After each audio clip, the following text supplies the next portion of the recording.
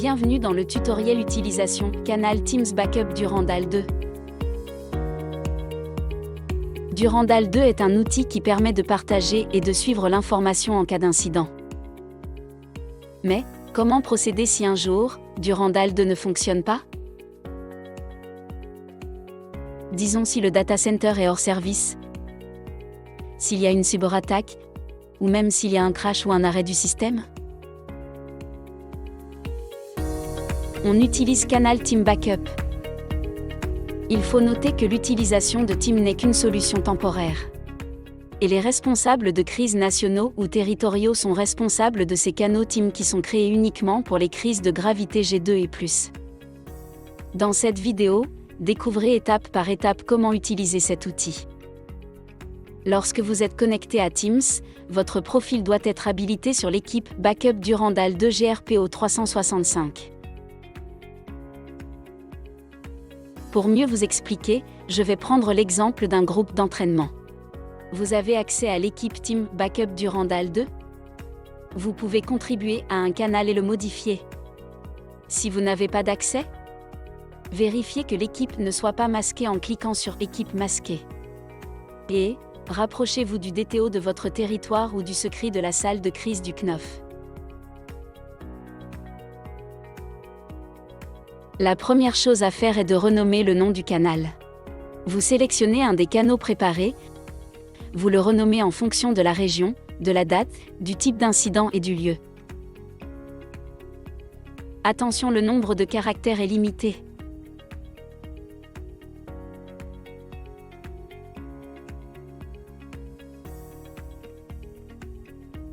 Ensuite, allez sur Synthèse.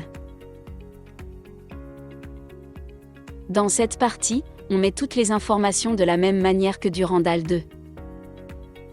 Il faut saisir manuellement, parce que les champs ne se renseignent pas automatiquement comme dans Durandal 2.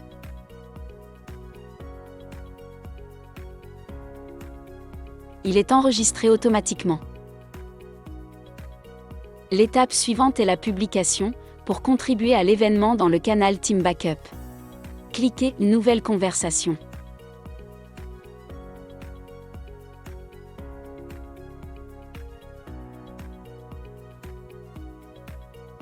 Quand vous avez terminé l'envoi de la publication et vous voulez de nouveau contribuer, il faut absolument éviter de mettre par répondre. L'utilisation du champ répondre peut perturber la chronologie des messages dans la main courante.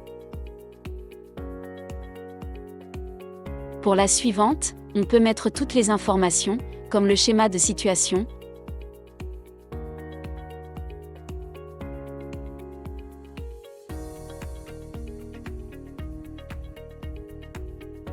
le storytelling,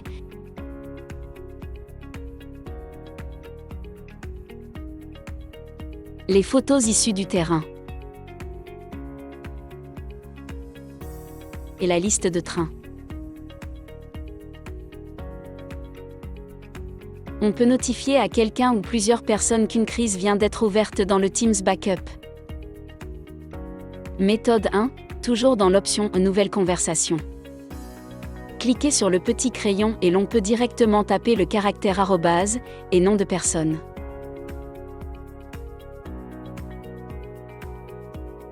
Méthode 2, envoyer un lien du canal dans un mail.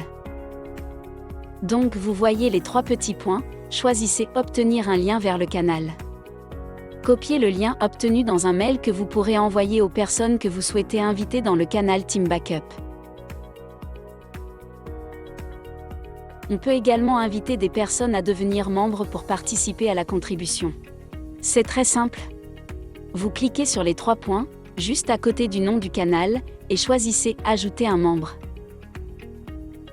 Ensuite, renseignez le nom de la personne.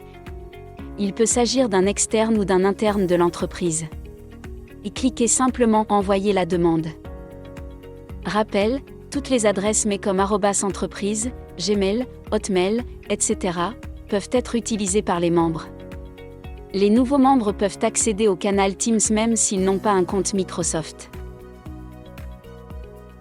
Consultez le guide utilisateur dans le canal « Général » Fichier pour obtenir des renseignements complémentaires. Merci de nous avoir suivis, à bientôt.